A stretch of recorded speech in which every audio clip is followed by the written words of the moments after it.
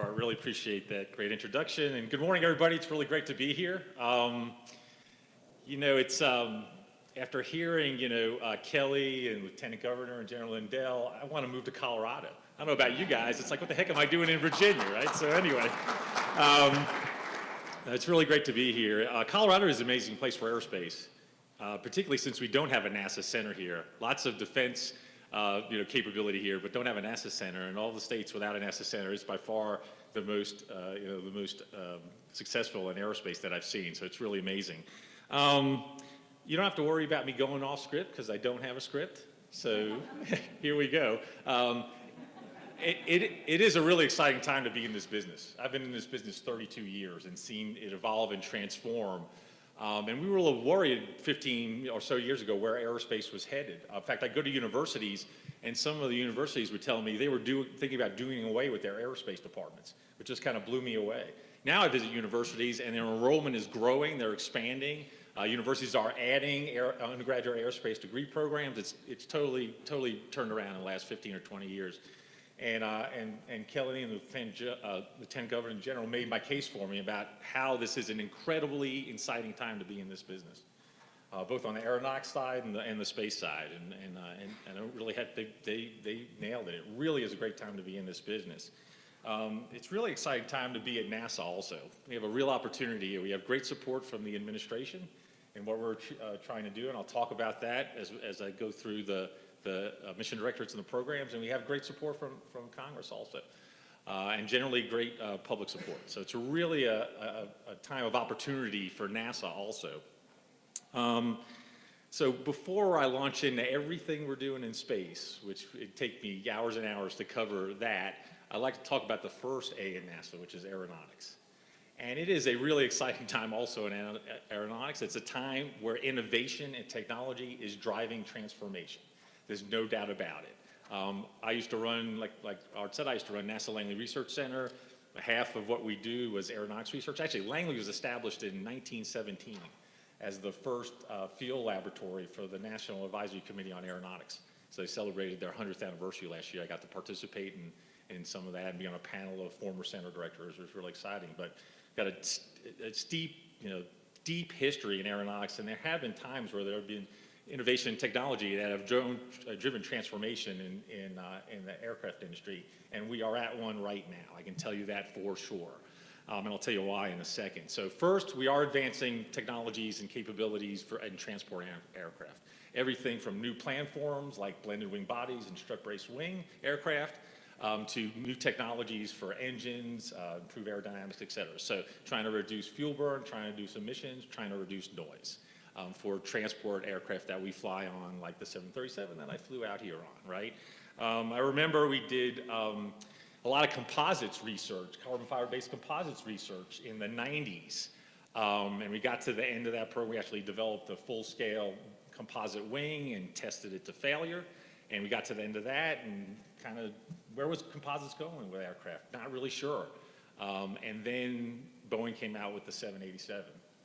First composite fuselage aircraft. I don't know if you've ever flown on one of those, but not only is it lighter weight and more efficient, but they can actually pressurize the cabin to a higher pressure, so it's actually more comfortable to fly in those aircraft.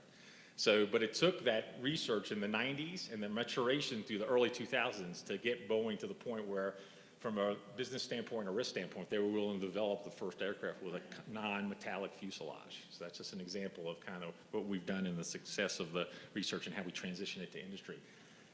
The real transformation is happening in a couple of areas, and one is UAS, unpiloted or remotely piloted aerospace systems. And it gets back to some of the technologies that we talked about, including miniaturization of electronics and advances in computing power, advances in automation, AI, intelligence, et cetera, that have made UASs such a incredible capability for defense and for the private sector. So now the key is, how do we integrate those unpiloted systems in the national airspace safely and enable all the applications of those systems? And that's a huge challenge that NASA has taken on. And we've actually shifted our focus and portfolio a little bit away from vehicles to airspace, to how do we transform how do we make the current airspace, this hub and spoke system is not the most robust. to, let's say, weather events at a hub. You know, if you've ever flown through Atlanta in the summer, you know, it's not the most, your chances of an on-time arrival drop significantly. So we're looking not only at transforming the current system to make it more efficient and safer, but also how do we integrate UAS and national airspace and enable all these opportunities for small and large companies and a whole new set of services. The other transformation is urban air mobility. Air taxis, I don't know if you want to call them flying cars or driving aircraft, but it's enabling the Jetsons, right? Hop in your vehicle and go point to point safely and quickly. So traveling in an urban area, my commute, so I live down in Virginia, and I take the train because my drive would be just incredibly challenging to get from South in Virginia to DC. And it doesn't seem no matter how much they widen the roads, the traffic expands to fill them up. So we need to use the third dimension, right, to relieve that, and urban air mobility can do that. And there's a whole set of challenges around urban air mobility, including, you know, quiet vehicles and reliable vehicles and safe vehicles we can integrate into the system. Actually, last week in Seattle, the Aeronautics Research Mission Directorate had a workshop on a set of grand challenges they're going to lay out for urban air mobility.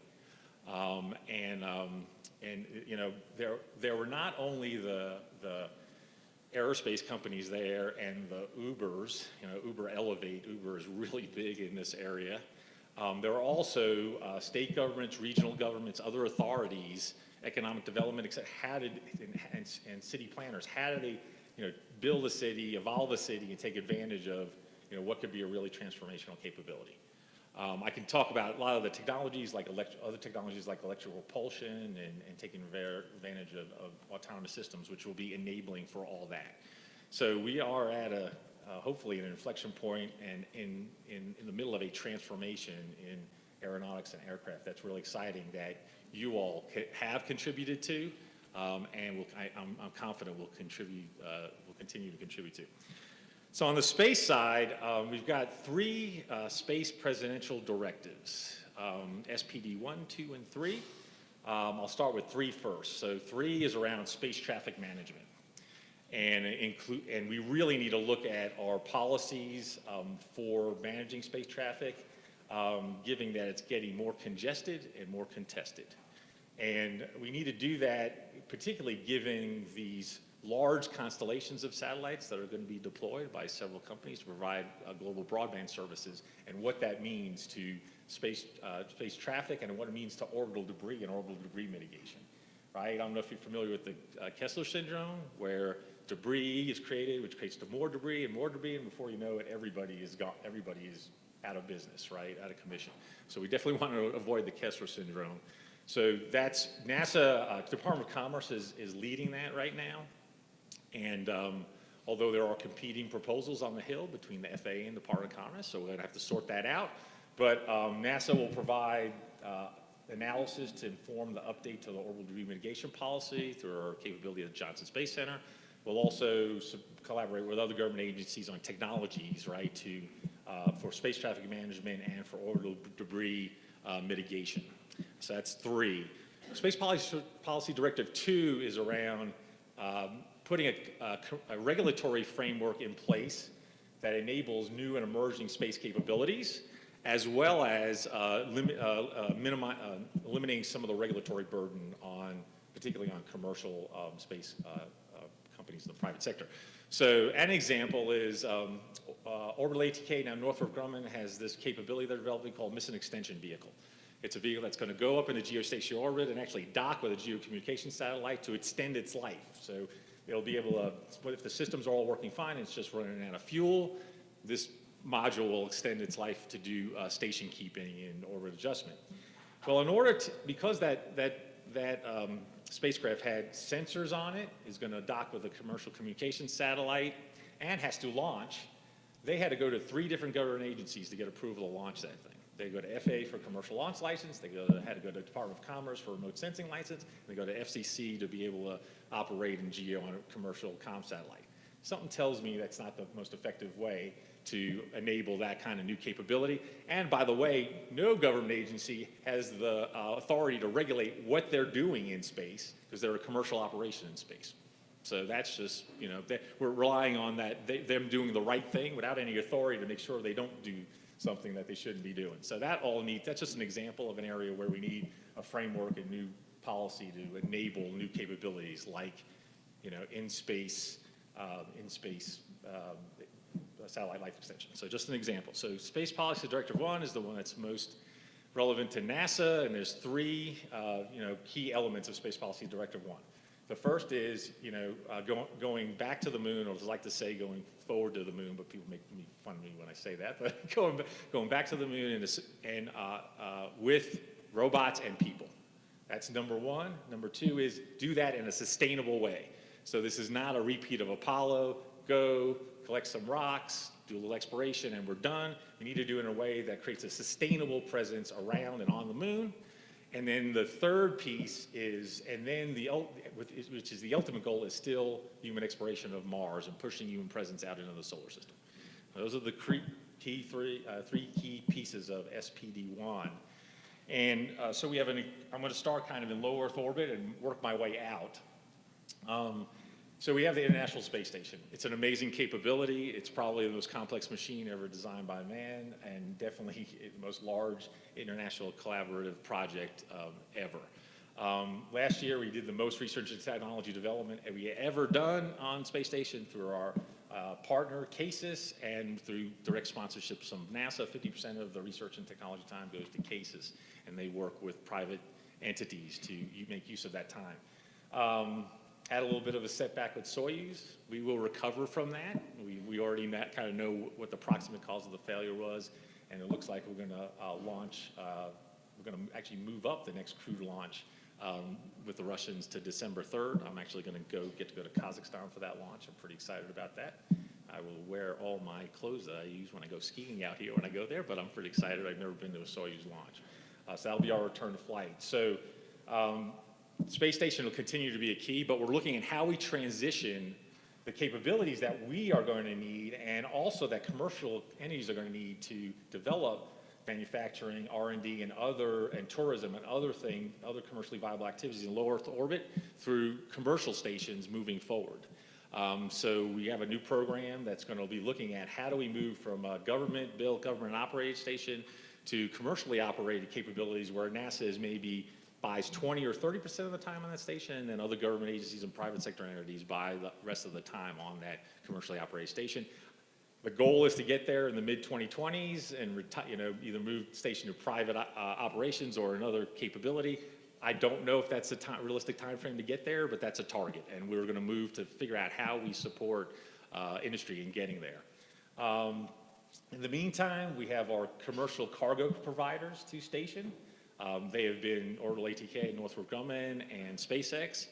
Soon, Sierra Nevada, based right here in Colorado, will have their Dream Chaser online as a cargo capability and a unique capability to be able to bring things up, bring them back, and retrieve them relatively quickly with their Dream Chaser vehicle, which is based on the HL-20, which was a concept developed at Langley. So I'm kind of partial to that, but I shouldn't say that, but I am. So that's kind of, and then commercial crew. We're going to be launching crews. We've named the first crews on the first 4 commercial crew missions with SpaceX and Boeing on Dragon and Starliner. And right now, nominally, the first uncrewed test flight with SpaceX will be in January, and with Boeing will be in the March-April timeframe, followed probably 5 or 6 months later by the first crewed flights. That's a big deal for us, right? We haven't, developed and flown crew on a new vehicle since in this country since STS-1 in 1980, 81, right? So that's a big deal for us. So that's kind of low Earth orbit. We think there's great opportunity there, and it's up to us to catalyze that commercial opportunity. Moving out, we're developing our architecture for sustained presence around and on the moon with what we call the deep space or the lunar gateway around the moon, and then systems to land on the moon, and then surface systems to be able to explore and hopefully take advantage of lunar resources. Particularly the frozen water on the moon. So we've got a set of missions. Hopefully here in weeks, we're going to announce the companies that are selected for the CLIPS procurement. So that's commercial payload landing services. So we're contracting with companies. A lot of them have grown up through the SBI program. They're small companies to land at 80 kilograms of payload on the surface of Mars. Could be science instruments, could be technology. We don't care how they get it there. We're buying a service. We're not buying a system. But we want them to get 80 kilograms to the surface. So we'll announce the winners for this indefinitely indefinitely quantity contract, and then hopefully soon after we'll put out the first delivery order for the first missions. We'd love to be able to launch the first mission in 2019. That's super aggressive. I'm not sure we can do that, but we'd love to do the first mission in 2019. We also put out an announcement for payloads to go on those first small landers, and we're looking for. You all have engineering model hardware that you can upgrade to flight model hardware, or prototypes that we can upgrade, or something we can do. Take risk, right? Take more risk, but get there more rapidly. We talk about shots on goal with this program. We like to get a lot of shots on goal. Some will miss and some will hit, but we want to go fast, learn, and then go again. So that's the small robotic missions. We'll have larger robotic missions primarily focused on looking for the water resources by using larger landers and rovers. And then eventually we'll use the gateway to go to use SLS and Orion, right? Our heavy lift launch vehicle and our human-rated spacecraft, Orion, developed right here by Lockheed in Colorado, to go from the Earth to the gateway, and then use the gateway to go down to the surface and back. And that architecture allows us reusability. There are elements of that architecture, tugs, ascent vehicles, that we can reuse multiple times, which means we're also going to have to gauge industry in logistics and refueling missions. So although the SLS will be our heavy lift or our crewed vehicle, and we'll launch some of the gateway elements in a dual launch with SLS, we'll also need a lot of capability from industry for logistics and resupply, as well as to develop the systems of the gateway, the power and propulsion element that we're able to procure now, habitations, logistics, utilization, et cetera. We'll also be engaging our foreign partners not only in the gateway, but also in the surface systems. And we'll be developing, demonstrating technologies which feed forward to Mars. The only thing we can't demonstrate on the moon is the entry descent part of getting to Mars, because the moon does not have an atmosphere. And Mars has an atmosphere. It's kind of a poor excuse for an atmosphere. It's this pressure at like 100,000 feet on Earth, but it's enough that it's really hard to land on Mars. We're actually the only nation that's that's landed a payload on Mars that successfully operated after it landed. Others have landed, but kind of a little bit of a hard landing. Others have not made it at all, and so we want to develop and demonstrate technology and capabilities that feed forward, and we want to continue to do robotic missions to Mars, and I'll talk about that a little bit later. So that's kind of in a thumbnail, the robotic pieces and the human mission pieces of our response to Space Policy Directive 1. So better move on, because I'm going to run out of time. On the science side, we have an amazing portfolio of missions across earth science, astrophysics, heliophysics, and planetary science. So our next mission to Mars is InSight. We're going to land a lander on Mars on November 26th, the Monday after Thanksgiving. InSight's going to make measurements of the interior structure of Mars, including sensing Mars quakes. We have a very sensitive seismometer actually developed by CNES, the French space agency, on that lander. So we're going to really look at the interior structure of the planet, and maybe do a little prospecting to see if there are underground resources that we could utilize, a little bit of exploration, resource exploration that we might be able to do with InSight. So tune in for next landing on November 26th. We call it the 7 minutes of terror, because we have to go from Mach 25 to speed of Mach 25 to 0 on the surface in 7 minutes. from atmosphere interface to entry. I've been out at JPL, Jet Propulsion Library, for 2 landings, and so it's kind of nerve-wracking because there's an 8-minute delay in comm from the planet. So you're on the surface, and you won't know for 8 minutes whether you survived and you haven't survived. But when we get that signal that the touchdown sensor's down, we get those first pictures. It's like it's like nerds celebrating in the control room. So that's our next mission to Mars, and it really is important not only for science, but for filling our strategic knowledge gaps of Mars for human exploration of the planet. Like toxicity to the soil. The Mars 2020 rover, which is the mission next, which will launch in 2020, which will be a rover similar to Curiosity. We'll have a technology payload on it called MOXIE, which will demonstrate generating oxygen from atmospheric CO2. So that's in situ resource utilization, living off the land. That's going to be important to exploit the water in the soil, but also the carbon dioxide in the atmosphere. So it'll be a proof of concept, as well as amazing science instrumentations.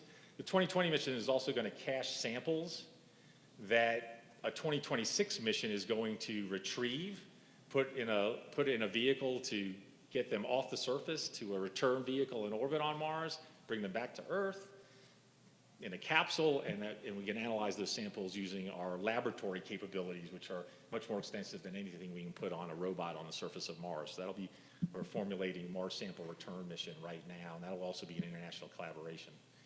Okay, the 5-minute warning, so I'll go really quickly. We need all sorts of innovation. We need to continue all sorts of innovation technology, particularly in sensors and instruments, small spacecraft, constellations of spacecraft, across all the science areas. There's no doubt about it. You all, small businesses, have been critical in advancing those technologies in the past. I'm sure you will be critical in advancing those technologies in the future. Also, the general mentioned in earth science, we're really trying to move our research to applications, and the key to that is high performance computing, big data analytics, AI. You nailed it. We can resource management, disaster response, city, regional, state planning, et cetera. We can really enhance our application of earth science data in a much more robust and effective way. And then last but not least is my old organization, the Space Technology Mission Directorate. They're driving the innovation and technology development required to make all of this happen, right, in space. Aeronautics research handles the aviation side, and space technology handles the space side. We need everything from more reliable, lower cost launch systems to lower the cost of access to space, higher thrust, higher performance, higher efficiency in space propulsion systems, technology to land heavier payloads on the surface of Mars. Right now, we can land about 1 metric ton with the technology we have. If we're going to do human class missions, we got to land more like 20 metric tons, and we just don't have the technologies to do that. I talked about living off the land. We're going to definitely have to learn how to live off the resources on the moon, particularly resources on Mars. The logistics burden will be too great, be too costly and too risky to have to launch everything. To higher performance environment control and life support systems. Think we got to do better than what we have on the International Space Station now. To in-space robotic manufacturing and assembly, right? 3D printing, automation, robotics, robotic assembly. We design our spacecraft. A lot of the drivers are driven by the launch environment. The operating environment mechanically is pretty benign, right? So just think if we can launch feedstock, print spacecraft in space, assemble them robotically in space, and optimize their design for the operating environment, that would be a transformational capability for the space industry. And so they're not only working to enable human exploration of the solar system and more ambitious science missions, they're also working with commercial companies, large, medium, and small, to advance technologies to develop whole new capabilities in space that can be transformational. So I hope I've made the case that it's a really great time to be in this business, and it's a really exciting time for civil space and for NASA. We have a lot of opportunities, we have a lot of challenges, and small business will continue to be critical for enabling the innovation and technologies technology development that we need to be successful. Not only are we trying to work to continue and improve the effectiveness and efficiency of our SBIR and STTR programs, like Art had mentioned, but we also continue to have more aggressive goals with the Small Business Administration for our overall use of small businesses. And we have an award called the Administrator's Cup that is awarded by the administrator to the center that does the best job in any given year at exceeding those small business goals. And I can't tell you, when Langley won that cup, it was a big deal. It's a big deal to win the Administrator's Cup, and it's gotten to be a pretty fierce competition between centers. And so we really have a focus on utilizing small business, which can be a challenge in our business, but we're up for it. And I remember it was a real source of pride for me when I was running Langley to win the Administrator's Cup by exceeding our goals for the year. So with that, I'll stop. I think y'all will have a great, I think y'all are going to have a great conference. Please take advantage of the time. We've got a lot of NASA experts and other government agency experts on the technical side and on the small business side here. Take advantage of networking with them and talking with them and getting the most information from them so you could be the most successful in proposing to our program, advancing your business interests and developing technologies that are critical to do all the things